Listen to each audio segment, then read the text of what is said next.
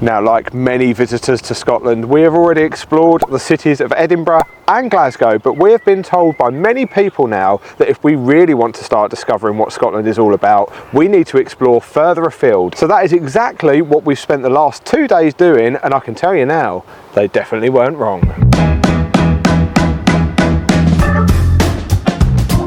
So we are starting today just on the outskirts of the city of Stirling at the National Wallace Monument, which is this iconic monument that sits on top of a hill, which means we've got to walk uphill. He's trying to do me in, this boy. He's trying to do me in. Now, if you don't want to take the footpath up, there is a shuttle bus which you can wait for at the bottom and take that up to the top, which takes 4 minutes. It's only a 20-minute walk. I'm out of breath already. This boy wouldn't let me get the shuttle. I was like, we're getting the shuttle, right? He went, absolutely not. Absolutely not. Where's the adventure in that? We have got the first time slot of the day at 9:30 though, so it's actually really quiet here. There's a few more people milling around in the car park, but not many. Not many at all, like 5. It's Highland Coos. Moo.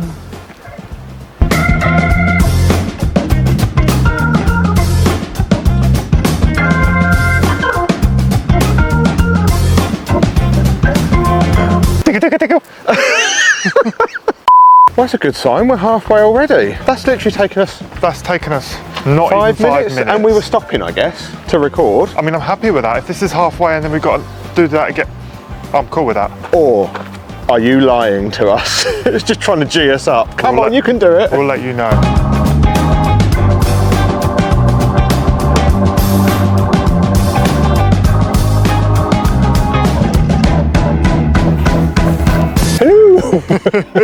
Don't know what's happened to me 2 friends, they didn't make it. Oh dear. There we go, we've made it to the National Wallace Monument. Doesn't look too tricky to climb. Up you go. I mean, I'm probably taller than it, to be You fair. probably are. Not quite. Not quite. The second half of the path is definitely a lot steeper, but definitely hasn't taken us 20 minutes. Definitely nearer 10, 15.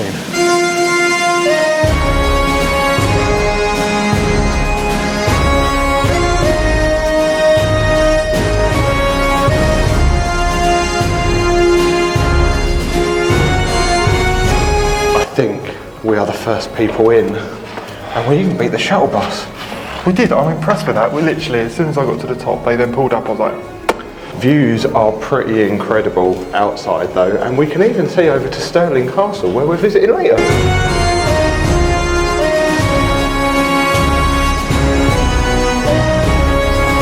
We've made it to the tippity top, all 246 steps. It's really high.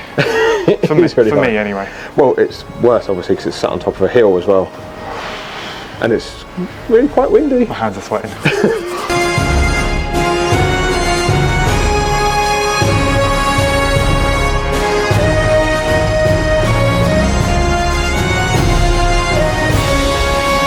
Absolutely nailed it. Incredible views, but it's actually not as windy up here as I thought it was going to be. No, but it's cold. Bad news. We have to go down the same steps that you come up. With people going up. With people going up. That's the tricky bit. Well, that was a great start to our 2-day road trip around Scotland. Yep. So much more than just a tower. There's a really cool museum in there, 3 different rooms for you to explore. We sat and watched a video about the history of Wallace, and you can even create your own coat of arms in there as well, which was kind of cool. The other thing I thought was pretty neat as well is they've got a lounge at the top where if you're with somebody that really wants to go to the top of the tower and you're not able to, or you simply just don't want to, you can sit in there and watch a video all about the tower, and you can still get the shuttle bus up here to see it. I think that's pretty neat. There's even a vending machine in there with shortbread. And Iron Brew. Iron Brew. And he was really happy because there was a toilet up there as well. Yes, yes. On the Woodland Walk on the way down, we found this little train that doubles up as a little table and chairs, which is kind of cool because we got ourselves a sweet treat. We did get a sweet treat while we was up there. We did pick ourselves up a magnet because we are tourists after all, and Josh wanted a little souvenir to say, I conquered that thing. I just want to fill our fridge up with magnets because I'm a British person. But the sweet treat, we was intrigued by this. So it says Gardeners of Scotland, so I'm assuming that's a local brand, and it was called a coated puff candy, and it's covered in chocolate. And we was like, oh, what's that? It's honeycomb. It is honeycomb. I've never heard of this before, so I don't know if it's a thing. It's a thing now, and we're going to eat it. Because those stairs on the way down, I tell you what, they made me dizzy. 246 circular stairs with them slots. Woo. Next stop, Stirling. A bit cramped in there, is it? I'm a little bit too big.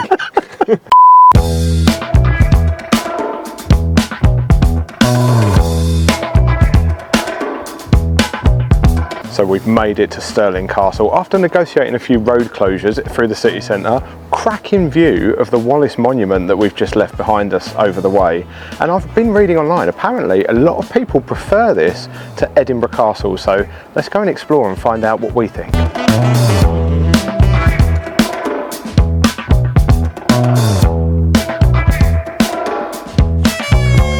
Apparently Stirling knew we were coming. They've rolled out the big guns. Right, your turn for guard duty.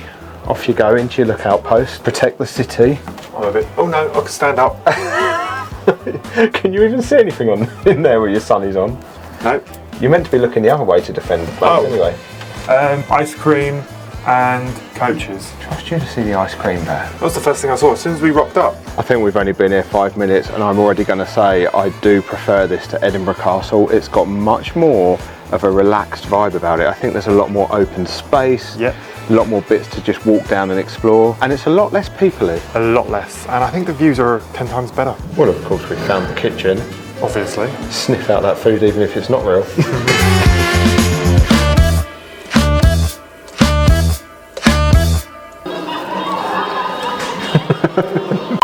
Welcome to the Lion's Den. There's a song there, I think, but I won't sing it. Thankfully there's no lion in here. But apparently James V did have a lion in here. That's why it's called the Lion's Den. Interesting. Interesting. Well, it seems fitting to sit here with an iron brew. So, cheers. Cheers. To Scotland. Cheers to Scotland. Apparently they call this juice in Scotland because they drink so much of it. Fair. So we've just had a wander through the palace apartments where royalty would have resided with inside the castle, and oh my god, some of those rooms were really impressive. Don't forget to look up because the decor on some of the ceilings is just insane, and what we weren't expecting to see was actors dressed up telling the story of the castle as you wander through. And those actors love their job. They were doing really good. They were really into it, weren't they? It really makes it though. It really makes it a different experience when you get things like that. Sometimes you go to places and they're just a bit like, but these were so in character. They loved it. It's getting even better. I've just seen a man in a kilt. Walking across the courtyard. This is really cool. We've come outside and you can walk all the way around the old defence walls. You can, but stairs look pretty scary.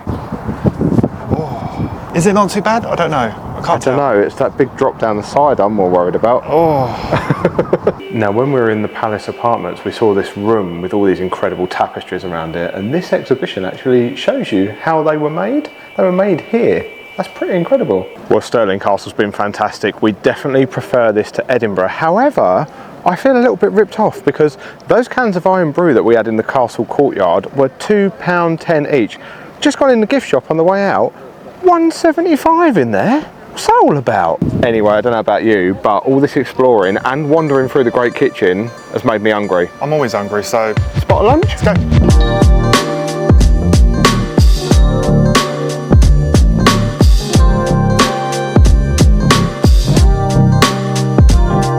We've just come into this cemetery next to the castle because our eyes were drawn to this.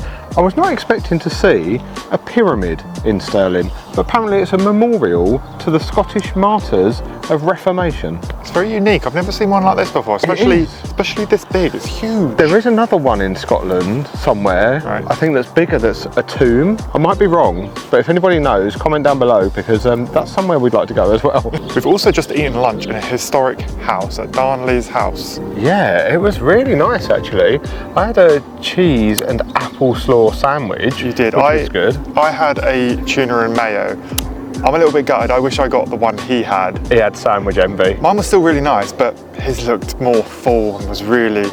I tried it, it was nice. And we had a cafetiere of coffee because they had like about 10 different coffee blends that you could choose from, whichever one you wanted. So really nice, but we did go in there just because it was a historic house, to be honest. That was the main thing. I was reading on the plaque outside that apparently Lord Darnley, who supposedly used to live there, was the husband of Mary Queen of Scots. Anyway, it was really cool in there. They had all kinds of money. Yeah, there was like banknotes all over the ceiling and stuff. That's the word I was thinking of. And then they had a map of the world as well where people had put pins in it depending on where they were visiting from, so that was quite interesting to see. But we're leaving historic Scotland behind for a little while, going to the more modern world. I'm so excited for this. Let's go. I'm looking forward to this. Let's go. Don't fall down the stairs. I'll try not to.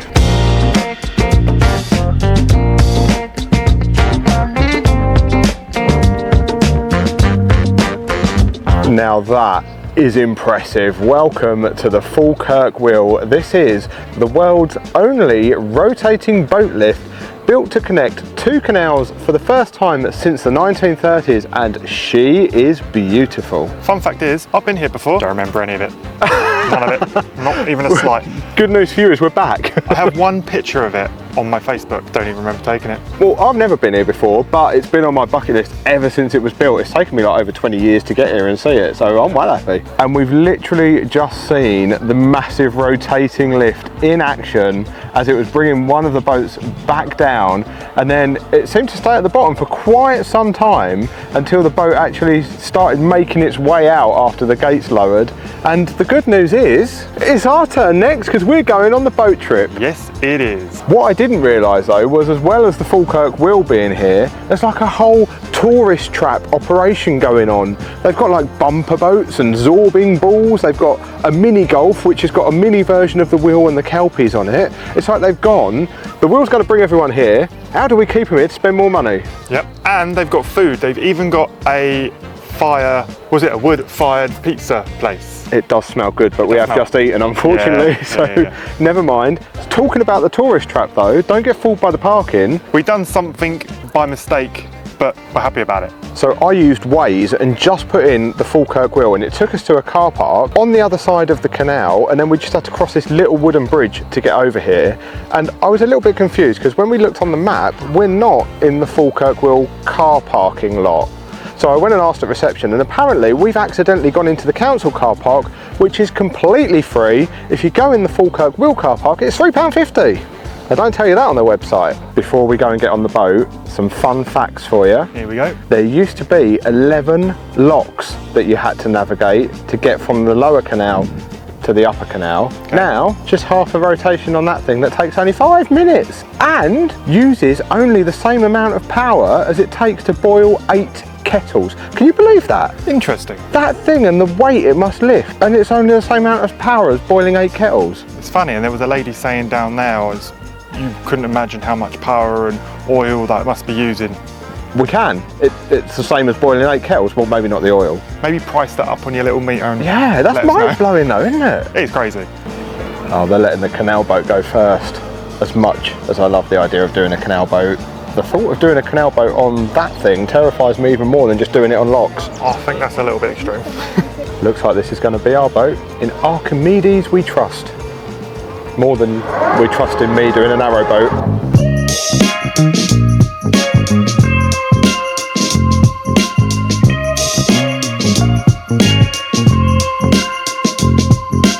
Well, we have just had our ride on the Falkirk Wheel. That was incredible. We bagged ourselves front row seats so that we could see all of the action as we made our way onto the lift and up the Falkirk Wheel, and seeing the mechanisms and everything was absolutely fascinating. That boat was really loud. It was really loud.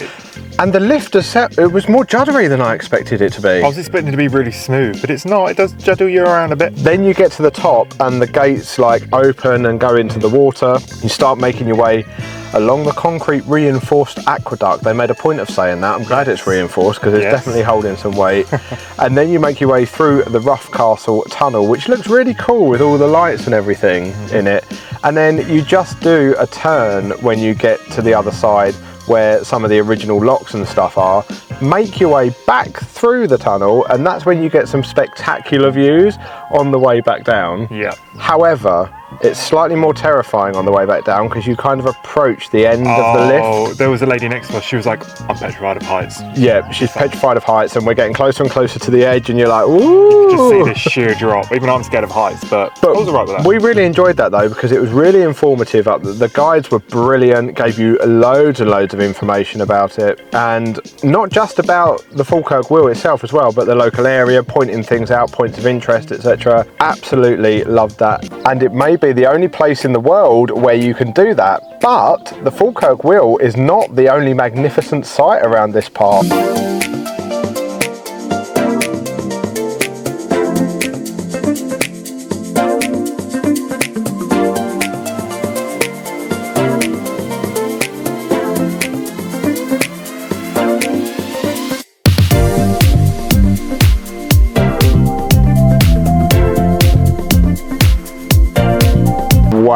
look at these beauties. These are the Kelpies, which is a Celtic water horse or water horse spirit, and this is a memorial to all the Clydesdale horses that used to pull boats on the canals here in Falkirk. They're huge. They are huge. 30 metres tall to be precise. Oh, did you get your tape measure out? I didn't know. I'm going to take the word for it though, because they are fantastic. They are such an icon here in Scotland.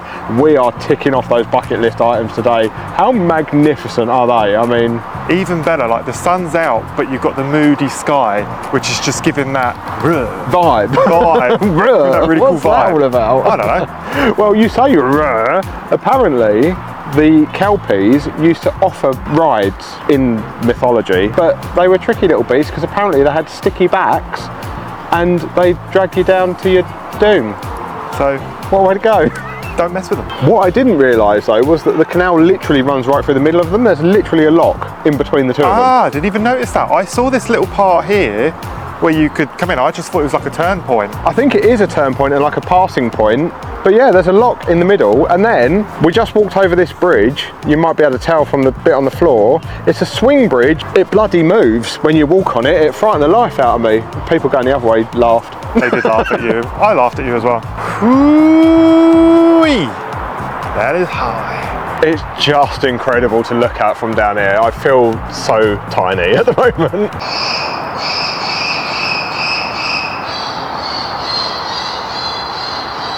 That's kind of scary. It's quite scary. It's birds, but birds stuck in there. Well, I don't know if they're stuck in there, but they're in there, no, and it's echoing. Echoing, and it's really loud. I don't know if you can hear that very well, but... I thought it was a monkey to start with.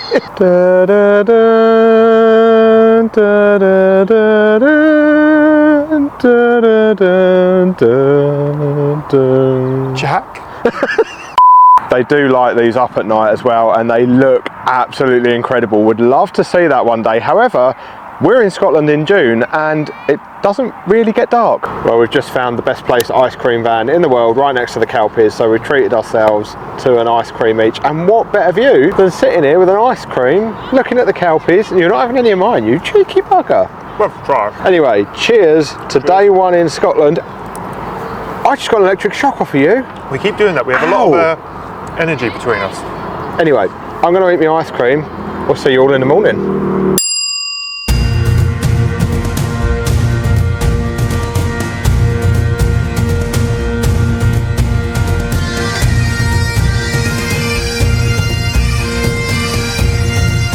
Good morning from the east coast of Scotland. We are at Dunatar Castle, and if you're wondering why I'm hiding in the corner, it's because it's absolutely blowing a hoolie up here, but not much of a surprise because this castle sits on top of a rocky outcrop that sticks out to the sea, surrounded by cliffs on either side.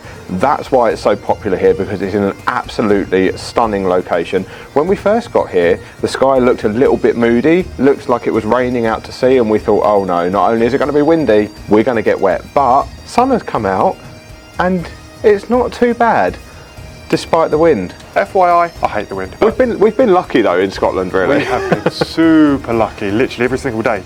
Beautiful day. It might be June, but it could be snowing. I don't want snow. Actually, no. I don't want snow.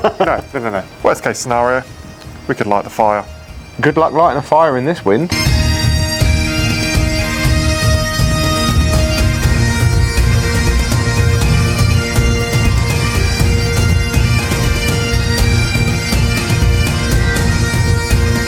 Just like at Stirling Castle yesterday, we of course have sniffed out what would have been the kitchen. Where's the coffee at? There's coffee back at the top of the cliff where we started in the car park. Bit of a walk. Bit of a walk. So this is the thief's hole, and it would have been used to keep people convicted of only minor crimes, I would say. Well, I wouldn't say, the sign says. It really is a hole. It really is a dark, dingy hole. Echo. Out of the window. Oh, it's lovely. No, this little bit down here is like a nice little sunny nook. Yeah, it's a sun trap. Ooh, I wonder what that would have been used for. Smuggling people, maybe. Maybe. Well, this is obviously a very different castle to explore than Stirling Castle that we were at yesterday. Completely, or pretty much all in ruin, but that's kind of what makes it, because where this is situated, the location of it out in this rocky outcrop and the ruins just there, it just looks absolutely spectacular. It really is absolutely spectacular. I've just copied exactly what you just said. You have?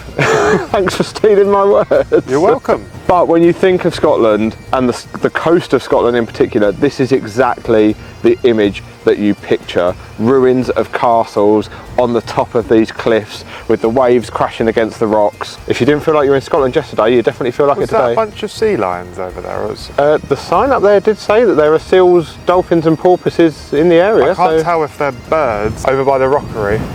Oh, look. Let's go and have a closer look. Ooh, you won't be able to get closer. Windy. It's over there. Oh. Oh, hey, wedge. Anyway, as you can probably tell, we've walked down to the beach, which is literally just below the castle ruins up there. And what's really weird is the sand is black.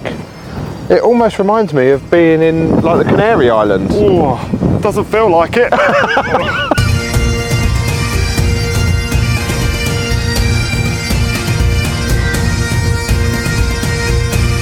Oh, these steps didn't seem so bad on the way down. They were nice going down. On the way up, you start to realise how many there is. And how unfit you are. I stopped counting at 6,712. Oh, that sky looks angry. Screams Twister. Twister. I think we timed that very well. Very well. As the bloke on the Falkirk Wheel said yesterday though, today's rain is tomorrow's whiskey, apparently.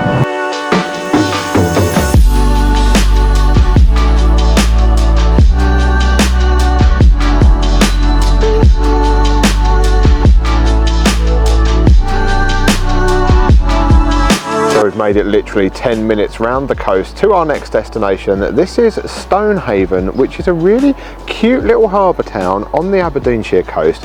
And what's really good is the rain has passed just in time for our arrival. Yes, it's going that way I think, and the blue skies is that way, so... Perfect, pretty much. Crossed. And another plus for Stonehaven, we've parked literally just up here in a car park called the Backies, which literally is next to the sea. The Backies. The Backies.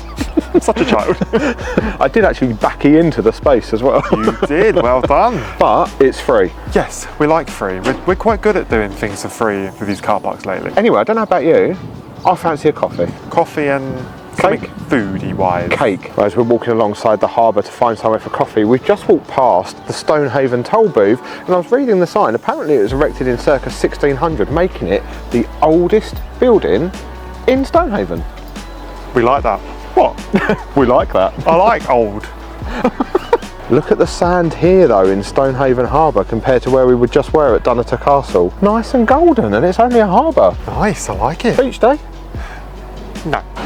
Well, this is where we're going for coffee. As you can see, Josh is very eager. He's already seen the cakes in the window. Let's go into the Old Pier Coffee House.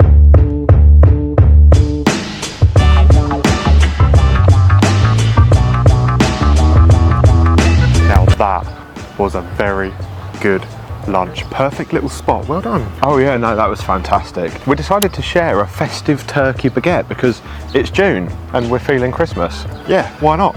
But we did have a cake each. I just had a caramel espresso brownie and that is hands down the best brownie I've ever eaten in my life. I even tried it. It was actually a lot better than mine. I had a carrot cake, but that was still really nice. It's just about to rain. It is just about to rain again, but we're not going to let that defeat us. Nope. Having said that, noisy. Oh, maybe we are letting it defeat us. I think we are going to let it... Oh, okay. Run. It's raining. We've taken refuge in Threadneedle Street because it's got a roof, which is quite handy. I was just going to mention about the drinks we had in there though. I had a dirty chai latte, you had a normal latte. Yours smelled like Christmas, really. It was delicious, but we fell in love with the cups that they were served in, so I've taken a picture so that we've got the make of the cups so that we can buy them. We both looked at them and was like, we quite like these. Yeah, hopefully the rain's going to pass and we can go and have a little bit of a wander because this is somewhere that's actually been recommended to us by loads of people to come and explore, so please stop raining. We do have umbrellas, but we left them in the car. We was very confident that we wouldn't need them. Hopeful. We was very hopeful that we wouldn't need them. We was like, if we leave them in the car, it won't rain.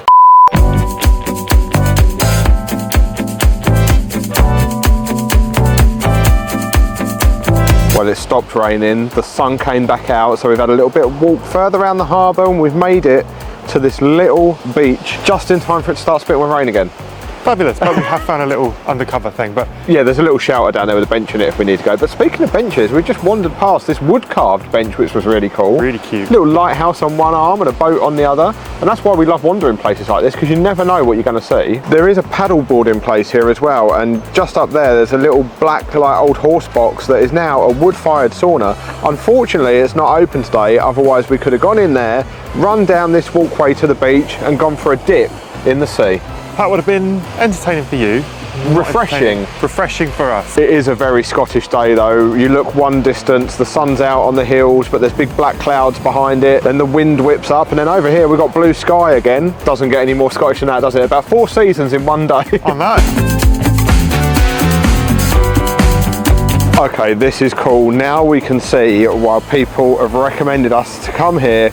We've just found this little boardwalk that follows the beach around towards the main town, and it's got like these metal sculptures all of the way along it. We've just seen a lighthouse, there's a plane and a bench just chilling by the car park where we parked in, and then there's like a load of ships all the way down the side. And we've just noticed that every one of the ships has got sea life crew, like this guy doing something with his tankard, and this guy, actually he looks like he's hanging out of there with something in his mouth. No way. Who's SpongeBob?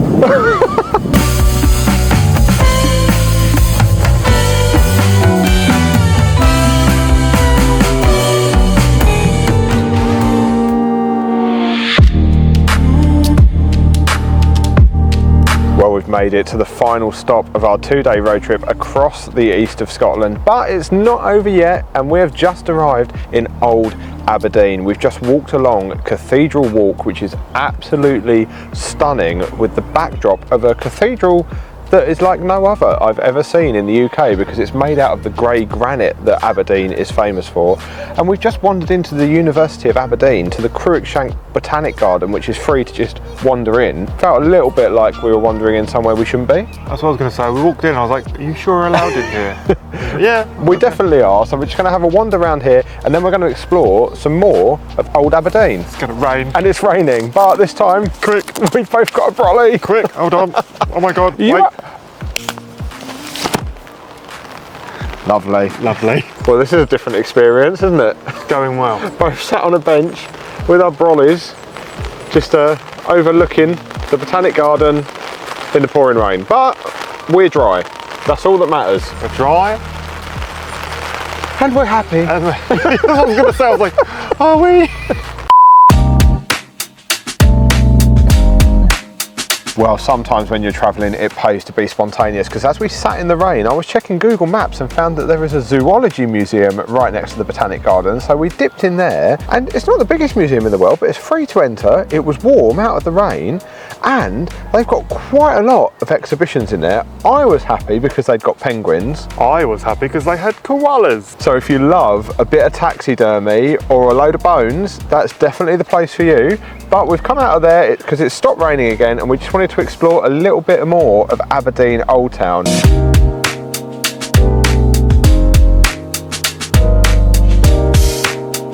This is such a neat part of the city to just wander the cobbled streets. It's so unique and quirky. It's really peaceful and quiet, and there's loads of things to see along your way.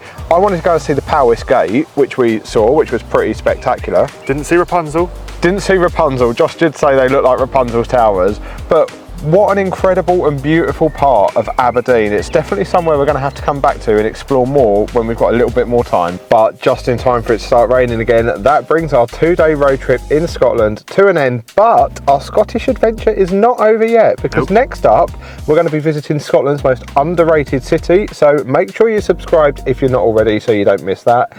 In the meantime, click the video over Josh's face now and join us exploring the best city in the world, Scotland's capital, Edinburgh. We'll see you over there, laddie. Oh my God, that was the worst Scottish accent ever. That was terrible.